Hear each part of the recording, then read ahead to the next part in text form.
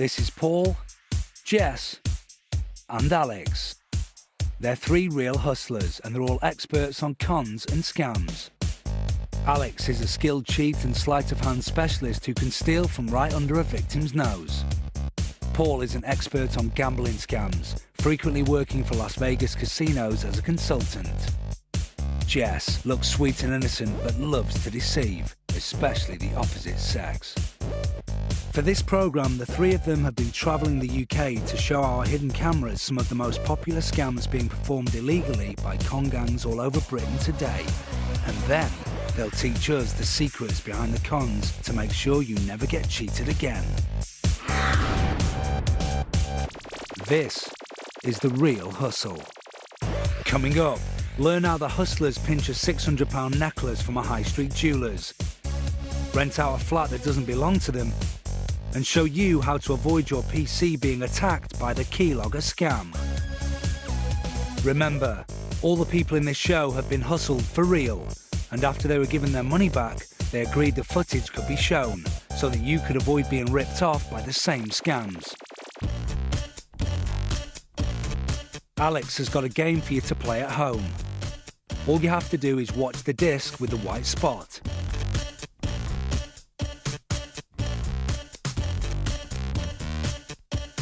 Where is it? In the middle? No, you've just been caught by one of the oldest tricks in the book. The Monty. The Monty scam dates back hundreds of years from the Mississippi riverboats of the Old West to the modern-day streets of New York. And it's an excellent example of a scam that has genuinely stood the test of time. The big secret of the Monty scam is that it's 10% sleight of hand and 90% teamwork. When people see a Monty game being played, they usually don't realise that it's actually a gang that is doing the scam. It's not just the man, the operator, throwing the discs. The Monty game is designed to separate a fool from his money.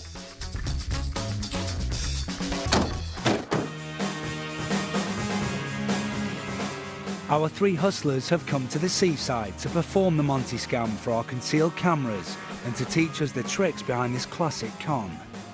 Even though the Monty is illegal, it is still played by hustlers all over the UK today. Our team have engaged the services of some local hustlers to help them out. They'll all be looking for a wealthy target, known as the Mark, to play the game. This passerby seems interested. He's their man. He's the Mark. Unknown to him, everyone else playing the game is in on it. Pointing wins you nothing. Oh, you want to bet that one? Yeah. Because you pointed at this one. No. You want that one? Ladies first. Here we go. It looks to our Mark like Jess has just won some money, but remember, she's in on it like everybody else. Nice and simple. 1, 2, 3. Yeah. Jess is using her feminine charms to win over the Mark and convince him to bet with her money. No, it's Middle. That one. Loser. You got some money? Cool, yeah, Anyone else got some money? Oh, you got to stay. Yeah? Your bet? Great, our Mark is going to play with Jess's money. Okay, look, watch. Look, watch. 1, 2, 3. That's all I'm doing. That one there. Nice and simple. Yeah, easy. Hang on. Is she helping you out? Because I said no more bets from you. With Jess's help, the Mark is now a winner.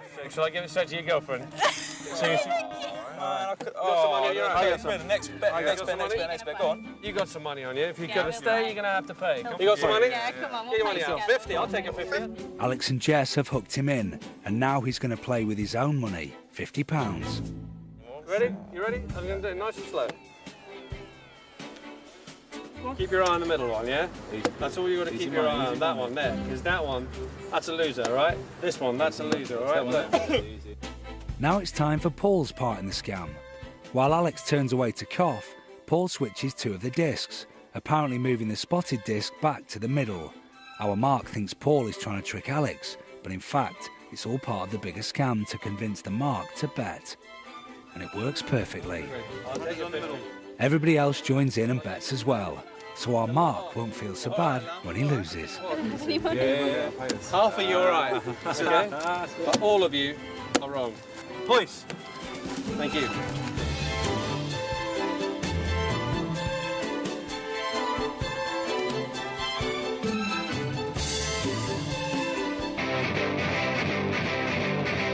saw people winning money, you just kind of think, oh, well, I'll have a piece of that. It just kind of thought, it's definitely the one in the middle, it had to be. I thought this guy's giving it away or something. It was like, it's so easy. You can't win at this game. You know, the guy's an expert.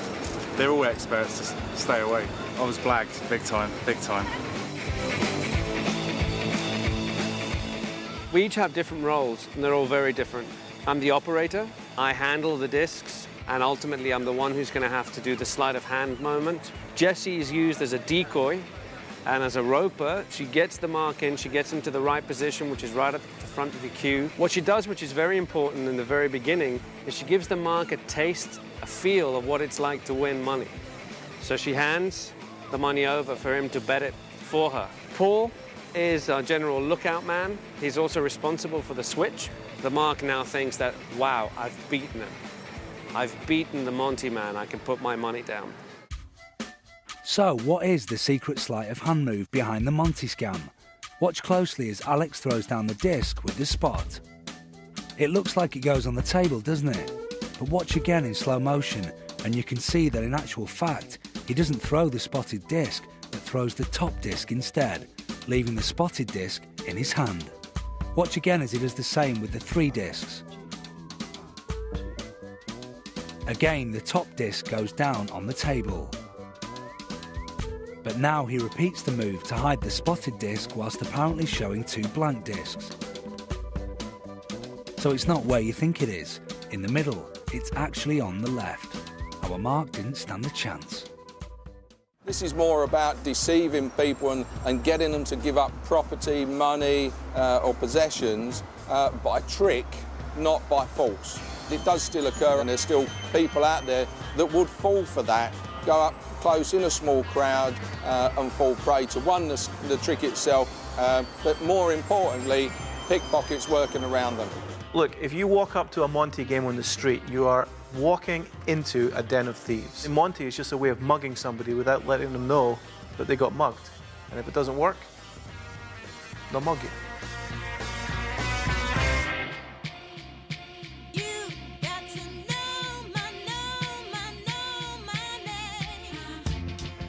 Our sexy swindler Jess has a taste for fine jewellery, but like all hustlers, she's not keen to pay for her expensive tastes. If she really was dishonest, this is how she could have got her hands on that necklace for absolutely nothing, with the help of accomplices Alex and Paul. This is the jewellery shop scam. In the jewellery shop scam, we all have different parts to play. They're quite important parts. Myself and Paul play police officers, and Jessica plays a customer who enters the shop looking to buy a piece of jewellery. It's sort of a double bluff because halfway through the hit, the police come in, played by Alex and Paul, and the shop staff think that the police have intercepted a thief, played by myself, but in actual fact, the con's still in full swing. The hustlers have selected a small high street jeweller's as the perfect place to stage this scam. Unbeknown to the shop staff, our hidden cameras have been placed inside to cover the following action. Jess enters the shop first, looking well dressed and respectable. Hi. Oh, so cold. I'm looking for a necklace. She approaches the counter and talks to the staff about wanting to buy a new necklace. Silver. Definitely. Alex comes into the shop shortly after. He is apparently just another browsing shopper. And where's the third member of our team? Paul is outside ready to step in on cue. Got a nice one here. After some browsing, they show Jess a necklace that takes her fancy. That's the sort of length. Yeah, quite nice. How much is this one? It's quite expensive, actually. Oh. 624. Yeah, that's really... The necklace is worth around £600, which is a suitable bit of swag for this scam. Jess seems happy with the choice and says she'll buy it. 1, 2, 3, 4, 600. 1, 2, 3, 4. As she finishes counting the notes, Alex swoops in. Okay, stop there, police. What? Welcome to the police. Tracy, I'm placing you under arrest for deception and fraud. Leave that money on the counter. Please let my colleague in, please. Flashing a fake police badge, he arrests Jess for passing counterfeit money. Will the shopkeepers buy his act? We've been following her all day. There's been counterfeit cash. She's been passing it off for jewellers. Yeah, go ahead. The shocked shopkeepers have bought his line and the hook and sinker too. The hustlers insist the cash is forged and must be bagged as evidence. In fact, it's the gang's own hustle bankroll and is actually not forged at all. All go in for evidence for her. I'm afraid that's part of the evidence as well now. You will get it back, obviously. And there it is. Alex the fake copper has convinced the shopkeeper to bag up the £600 necklace as well. I would ask you just to pop that in here. Thank you. It's all going to plan. With the necklace bagged, the scam is complete. Our team of hustlers have cleverly choreographed a theft worth £600 from right under their noses. Bitch, you could have cost me my job, you know that? Beatrice. The hustlers leave the shop claiming to be off to the police station. Okay. I'll be back in an hour. I'm going to take a full statement from you, because obviously it'll go down as evidence for her, yeah? Had this been a real scam, it would have been the last time the shopkeepers ever saw their expensive necklace. And just how convinced was the shopkeeper by our fake coppers? The lady we dealt with was so shocked that that happened to her. And in a way, she was so relieved that we had prevented Jessie from virtually robbing the store that she completely put aside all her fears that we might not be genuine police officers. So you're saying to me, what if all three of them were in on that? They'd have had me. They'd have had me then. The best way people can guard against this scam is to always make sure people are who they say they are. If a police officer is genuine, then he'd be willing to show you identification, phone numbers that you can ring to confirm. They will prove who they say they are.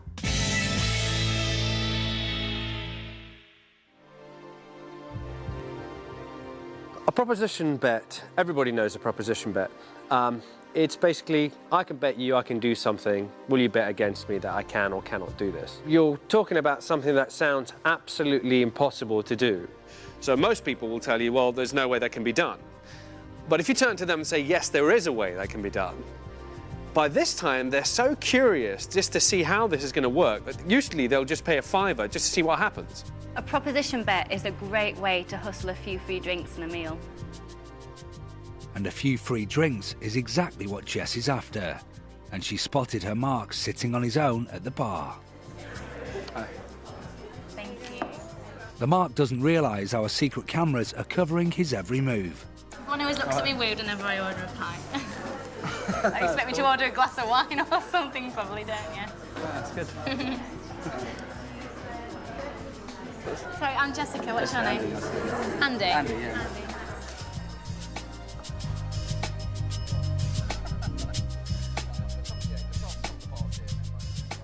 Everyone there thinks I'm so weird for drinking pints, but I can down a pint before a guy can down a shot. And everyone always laughs at me, but I really, really can. Walking down a shot, you could down a pint. Why are you laughing? That's rubbish, because you can. I can. You don't think I can? Of course you can't. You don't think I can do it? It's a shot and a pint. I can do that with a. Okay. I would love you Okay. to. I'll tell you what, we'll get 3 pints in. I'll get you 3 shots in. I really can, and I bet I can have my 3 pints before you can have your 3 shots. All right, fine. I really can.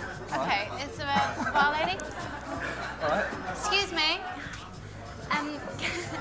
Thank you. Okay. Well, if you really don't think I can do it, I'll tell you what, we'll make it more interesting. Have you got any money on you? You've got some money. How much money have you got on you? 20, 30, got 10. Right, we got a tenner. Yeah. Okay, get your tenner out. You're You serious, see, you right? don't think I can do this, yeah? I've got a tenner. Put your money where your mouth is. There you go. You don't think I can do it, but you're a tenner that I can. Okay. Right. When I say go, you start. You don't touch my glasses, though. I don't touch your glasses. It's the only rule. When I say go, we start. Let me just finish this. You ready? Yeah. 1, 2, 3, go.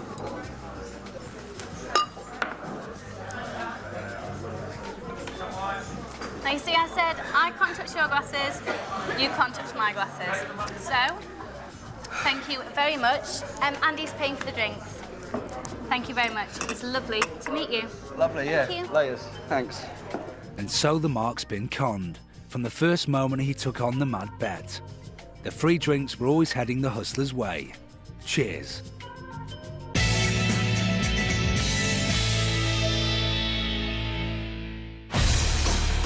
Con artists are constantly finding new ways to swindle us out of our money. But in an age of technology, their methods are growing increasingly complex and clever. British businesses are experiencing a growing wave of so-called cybercrime, both from insiders and organised high-tech crime gangs. In April 2005, a gang targeted a Japanese bank in London. They were trying to steal £220 million by infiltrating the bank dressed as cleaning staff and using computer bugging devices to get information out of the bank that they could then make use of. A simple device called a keylogger can be planted inside any keyboard. That keylogger is basically just a very small device that records every single keystroke that happens on that keyboard. Every time you press a button, that gets recorded. This actually communicates the information either directly by somebody putting a device on and removing it secretly, or by having the information transmitted via cellular or Bluetooth signals to another source. If there are any holes in the system, hustlers will find it and they'll use it. Today, the hustlers are going to show how the keylogger scam can be used by criminals in order to warn you of its dangers. The hustlers make their way to an office in the city, which they have pinpointed for their hit. This is a team scam. First, Jess must access the office by dressing as a member of the cleaning staff, whilst Alex and Paul move off to set up base around the corner.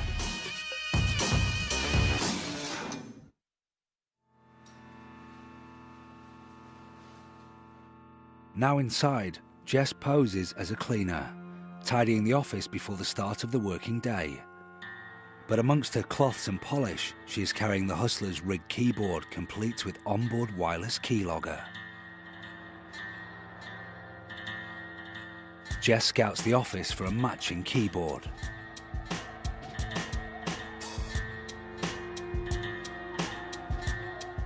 Now a match has been found, she swaps the original for the keyboard fitted with the device.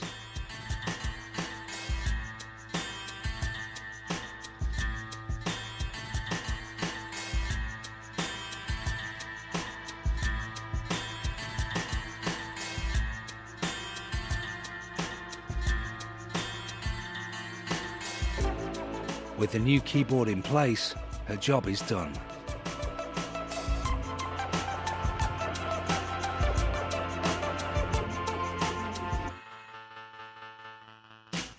Back in the van, the hustlers wait for the Mark to log on to her office computer before making their next move. Our secret cameras are in place in the office and the Mark has arrived at her desk. With the keylogger fully operational, Alex makes a call to her phone posing as a representative from her bank. Hello, Clement speaking. Oh, hi there. Is that... It is now his aim to get the Mark to log on to her internet bank using the key-logged PC so that they are able to steal all her details and gain access for themselves. Paul is picking up the information on his laptop. We're doing a quick security call to most of our customers. Is it all right to take 2 minutes up of your time? Sure, no problem. Without revealing your password, could you please give me the first and the third letters of your password? No, I'd rather not do that. However, the Mark is a savvy lady. She is questioning Alex. Does she think this is a scam? Sorry, what do you want to know this for? It's a security call that we're putting to our customers. Unluckily for her, it is a scam, but she can't see how it's working. Alex doesn't need her to tell him the information over the phone. Everything he needs to know, she will be sending, obliviously, through the keyboard. And all we're doing is just a security precaution, letting customers know to go online and check their accounts for any irregular activity. And we're also advising that customers change their passwords on their online accounts. Okay, fine, I'll do that later. However uncertain our Mark is, she is taking the measure of checking her internet bank anyway. After all, what harm can it do? Now, completely unwittingly, she really is playing into the hustler's hands. That looks like a password to me. Great. The mark has typed in all her account details, changed her password, and now the hustlers have all this information. The keylogger has certainly done its trick, and our team now have the key to her bank account. Obviously, our hustlers aren't really going to raid her account, but others haven't fared so well.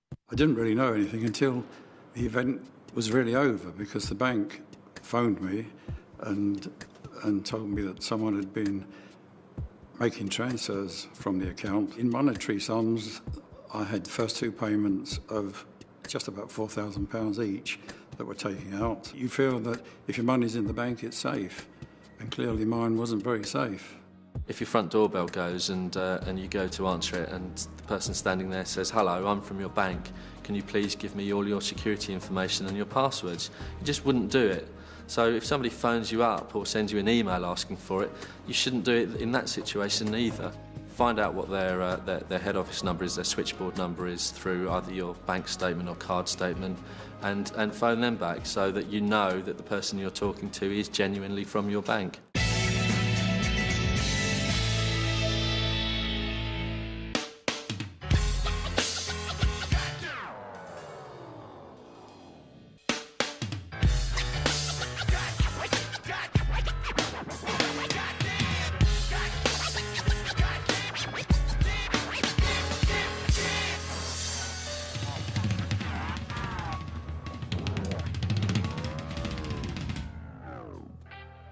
Well, pickpocketing has been around as long as pockets. It's one of the... Come on.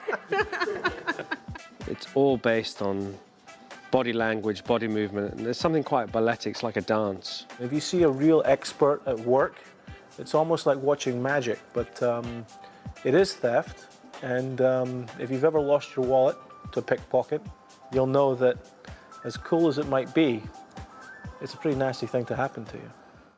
This next pickpocket scam has been reported to be on the rise in major UK cities. Watch out for it. It's the mustard dip. Keep your eye on this guy in the black coat. Oh, excuse me, mate. You seem to have stuff on the back of your thing just there. I'm sorry, I don't want to make it worse. It might be better if you just take your jacket off. Don't worry. I'll just take it in there. I don't know what it is. Yeah. It's all down the back, just It's there. all... I've got some more tissues you can... Sorry. It's all right. Okay. Bye.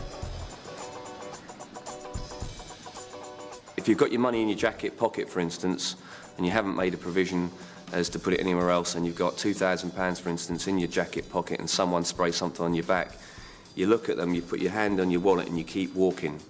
You don't stop for them.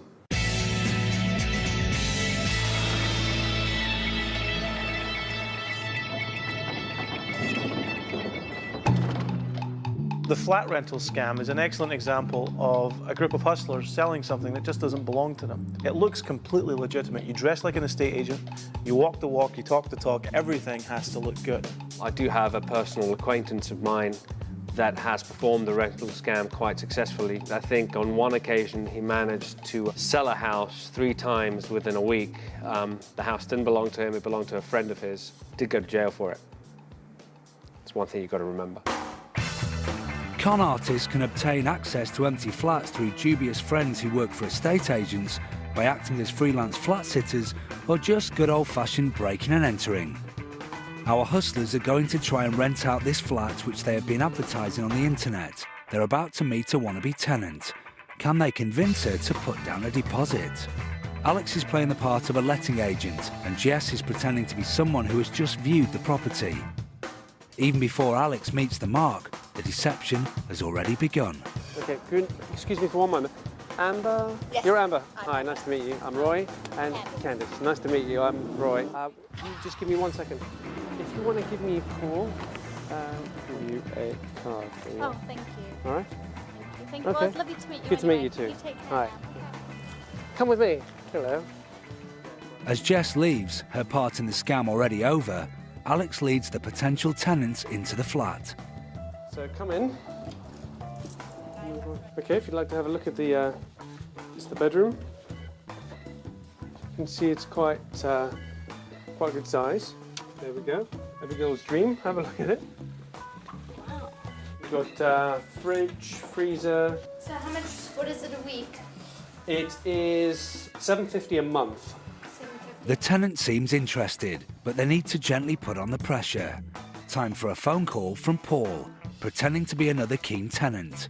It doesn't include the, it doesn't also include the council tax, but that's £61 a month, which is pretty good. Yeah, that's not bad. Excuse me, I must take this. Hello? Hi, is that Roy? Roy, it's Paul Wilson. I saw the flat earlier. Oh, yes, you did. If you are looking at a deposit, it will have to be today. Could you hold the flat for me? I can't hold it now. I've got people here now, and obviously they have first choice. But if you give me a call, it's going to be, I'm going to be finished in about 5-10 minutes, by about 8 o'clock. I'll give you a call straight back. Okay, thanks. Good? Yeah. You like it? Yeah. Have a seat. Have you got anything you can put down today? I do have a little bit of cash on me and I have a checkbook. Okay. How much cash have you got with you? £100, would that be okay? We could do £100 cash and $150 check. That'd be fine. No, Yeah? that's all right with me. Yeah. So have you got the cash? Great, they've convinced her. She's going for it, putting down a deposit on a flat that the guys don't even own. Okay, I'll give you something to write on. And here's a pen. The cheque will now be cashed quickly at a high street pawnbroker before she realises it's a scam. That's fantastic. Took a while, but we got it. The things to look out for so that you don't fall for the scam is background checks on the estate agent. Go to their offices. It's very difficult for hustlers to set up a whole office just for the rental scam. Another thing, if there's any suspicion that you have about something not quite sounding right, don't hand over any money, no matter how desperate you are to put down a deposit. Just be aware of these things and you'll be safe. And so our hustlers have finished their travels around the UK for this week. They played Monty at the seaside, ripped off a jeweller for £600, hacked a computer and rented out a flat that wasn't even theirs.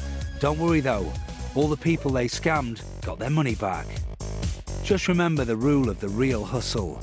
If it sounds too good to be true, it probably is. And we'll have more Real Hustles next week at the same time. Can you afford to miss it? Next tonight though, if you're planning a wedding anytime soon, you can't afford to miss Wedding Stories.